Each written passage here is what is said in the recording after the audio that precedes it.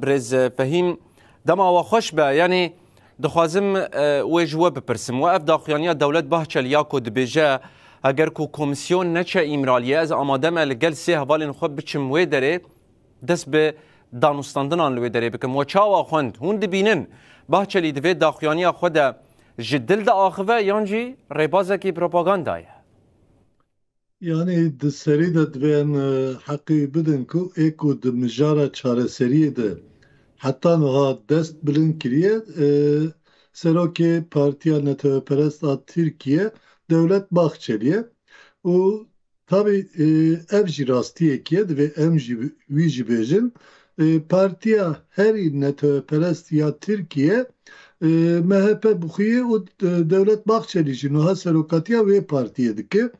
Diyare jnoha pêvejî berjewendiya Dewleta Tirkiye berjewendiya hebûna Tirka jî girêdayê vê pêvajoyê ve dibîne. Yani di wî warî de meriv nikare li pey samîmiyetê bikeve. Samîmiyet di siyasetê de tiştekî dine lê realîte û rastî tiştekî dine. Piştî ku li rojhilata navîn êdî derket holê ku dîzaynekî nû çêbibe. O divê dîzayna nû de ne mümkün e ku Kurd bêpar bibînin û her wiha li Bakurê Kurdistanê jî ev dehan sal e şerekî çekdarî heye û heta niha jî dewleta Tirk xwestî ku wê têkoşînê bifetisîne tune bike û di vî warî de jî ser neketiye. Ji ber ku ser neketiye ji niha pêve jî stratejiyekî din dane ber xwe wekî dewlet û dewlet jî di vî warî de ê ku herî zêde wî diparêze Devlet Bahçeliye bi vê yekê ev pêvajo da dest pê kirin. Îro jî piştî daxuyaniya Devlet Bahçelî li Tirkiye bi rastî rojev bi temamî mirov dikare bêje ku ev axaftina Devlet Bahçeliye ji ber ku tiştekî gelek mühim e. Yani ê ku dijberî dikin jî girtin rojevê ê ku piştgirî didin jî girtin rojevê lê divir de tiştê herî balkêş ê ku viya gengeşî dikin mirov dikare bêje ku sedî heftê heştê wan zêdetir însanên ku vê mijarê gengeşî dikin ev axaftina Devlet Bahçelî wekî peyamekî ji bo destlatdariya Tirkiye bi taybet ji bo Erdogan jî dinirxînin. Yani ê ku heta niha di vî warî de bi rastî dereng dimîne yan jî gavan nabe jî yan jî ev meseleyê ber bi pêş ve nabe diyar e hikûmet destlatdarî bixuye ê ku serokatiya wê destlatdariyê jî dike Recep Tayyip Erdogan'ı îja hefteya çûyîn hevdîtinekî navbera Erdogan û Bahçelî de pêk hatibû diyar e li wir dîsa li ser hin mijaran bihev nekirine. Yani yek ji wan mijaran çûyîna komisyona meclisê ya ji bo îmraliyê bû ya duyemîn jî ji bo serbestberdana Selahattin Demirtaş û hin hevalê wîn bû bi gor biryara Dadgeha Avrupayê. Lê di her du mijarê de jî ji ber ku dibêjin bi temamî wekî hev nafikirin bêguman em bêjin Erdogan bixwe jî dibêje lazim e gav bê avêtin lê feqet wext jî dixwaze qezenç bike. Hin sedem di vî warî de heye. Çünkü Devlet Bahçeli bi awayekî ji bo parastina dewletê hewl dide lê diyar e AKP û Erdogan ji bo destlatdariya xwe hewl didin. Di vî warî de ji hev cuda dibin.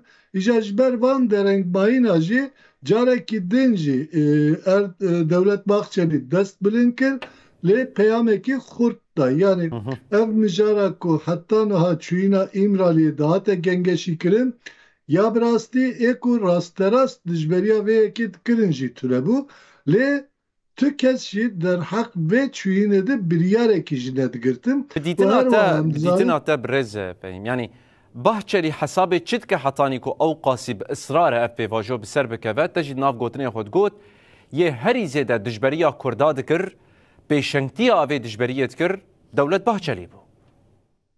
Konjektür guherî li rojhilata navîn. Konjektür çawa guherî piştî êrişa İsrailê ya bi ser Gazze'ye ve Filistin'e ve o piştre jî ev pêngava ber bi pêş ve bir êrişê xwe li ser Lubnanê jî li ser İranê jî ber bi pêş ve bir zêdetir kir. Ona hemû kes jî dizanin ku di rêzê de Iraqê yani li derbarê Iraqê jî planekî hewldanekî wê çê bibe. Îja di vî warî de eger Tirkiye bi rastî jî meseleyê xwe yên navxwî çareser neke wê pirsgirêk li ber deriyê jî bi awayekî xurt bisekine. Yani di vî warî de MHP bêguman ji ber ku Kurda hez dikin ne.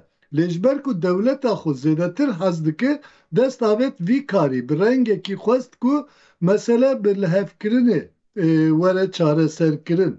Îja divir de rastiyekî din jî heye ê ku vê pêvajoyê baş xwend û li hember vê pêvajoyê jî ew destê ku hate dirêjkirin li hewayê nehişt birêz Abdullah Öcalan bixwe bû. Çima vê tişta kirin divir de jî lazim e em rastiyekî bibînin. Bêguman siberoj eger aloziyekî mezintir derkeve, krîzekî mezintir derkeve, belkî rewş bi rengekî din biguhere fakat vê gelek însan jî jiyana xwe wenda bikin, wê gelek alozî û kawilî û xirabî jî çêbin. Yani van tiştana mel Sûriye dît, van tiştana mel Iraqê dît ku bêguman bi sed hezaran însan jiyana xwe ji destan her wiha sed hezaran avahî çol bûn. Hemû dinya jî temaşe kirin. Yani ê ku ji bo çareseriya vê pirsgirêkê gava avêtibûn tune bûn. Ja di vî warî de siyasetekî nû di nav dewleta Tirk de çêbûye. A divir de tabî yek tiştek heye lazim e meriv wê jî bibîne. Ew jî xala herî mühim bi qenaeta min. Bahçeli û temsîla dewletê dike ama dûr de dewlet derdeyê newe ku hemû mafê Kurda bide. Heta jê bê gem mafan ve şerê çekdarî bi dawî bînin û hin guherînên mezin jî pêk neynin. Ama di wî warî de jî tevgera Kurd bi taybet bi Rêz Öcalan bi paradigmayekî nû ve bi têkoşînekî nû ve dawî li şerê çekdarî jî bîne axir ji bo destkeftiyên heta niha hatine bi dest xistin wana biparêze. Rojavayê Kurdistanê jî têde û destkeftiyên li Bakurê Kurdistanê jî têde û piştre jî û ji bo ku mafên din jî bi awayekî qanûnî û yasayî li Tirkiye were bi destxistin jî têkoşîn ber bi pêş ve bibe. Yani tiştê ku hevdû temam dikin hene di alî dewleta Tirk û tevgera Kurd de fakat di vê navberê de gelek aliyê din jî heye li Tirkiye. Yani ew nijadperestên ku bi tundî dijwariya bê pêvajoyê dikin, aliyê desthilatdariya Erdogan wekî ku ji bo desthilatdariya xwe terê gavan davê jî tenê desthilatdariya xwe diparêze, yan jî aliyên CHP Partiya Komarparêzên Tirkiye ew bixwe jî mesela heye di nav vê pêvajoyê de nezelalin. Bi rastî jî mesele dixwazin çareser bibe aliyê çekdarî ve lê feqet hê jî di alî nasîna Kurdan de ti rastiyekî wan nayê xuya kirin. Evana jî divê em bibînin fakat ev pêvajo bi rengekî ber bi pêş ve biçe. Ew jî pirsa dawiyê li gel we bikim Birêz Fehîm. Mumkin e ku ev yani nakokî eger navê rast lê bikin di navbera dewlet û desthilatê de kûrtir bibe eger ku mînakem bêjin serokê Tirkiye Erdogan di helwesta xwe de berdewam bike û gavan di derheqê pêvajoyê de navêje û li hêleke din jî dewlet bitirse ku yani Tirkiye bi giştî bandor bibe eger ev pêvajo bi ser nekeve. Yani ez ne divê qenaat edim ku têkiliyên navbera desthilat û dewletê de yan jî têkiliyên Erdogan û Bahçelî ji niha pêve herî yani ji niha zêdetir kurttir bibe. Bi rengekî Erdogan mecbûr e. Çinki ew mecburiyeta Devlet Bahçeli îro bi awayekî eşkere got. Got me keştiyan şewîtan diye êdî paşveger tune ye. Ev ya peyamekî gelek eşkere ye û di vî warî de jî desthilatdar Erdogan çi qas jî bixwaze ew ê nikaribe gav paş ve bavêje. Mecbûr e divê rêyê de biçe.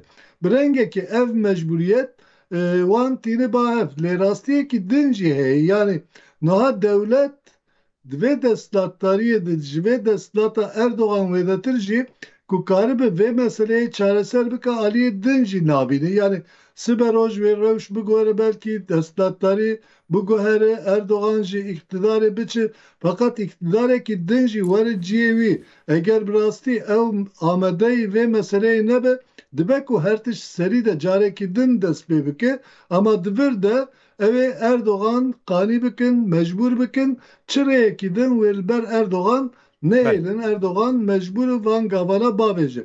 Eger vê tişta pêk neye bêguman yani siyasete her tiş jî beriv dikare bibêje ku dibe mümkün e ku bibe eger ji bo çareseriyê ew destên ku ji alî tevgera Kurd ve hatiye avetin ew pengavên ku heta niha bi zelalî raya giştî re hatiye eşkerekirin bê bersîv bimînin jî ve siberoja Tirkiye ji îro baştir nebe ve tabi eger guheriyekî pir xirabçe be ji bo hemû aliyan nebaş e fakat ji bo ku ber bi pêş ve jî biçe hewldanekî mezin heye hem ji layê tevgera Kurd ve hem ji layê dewleta Tirk ve wisa xuya dike bi qenaata min.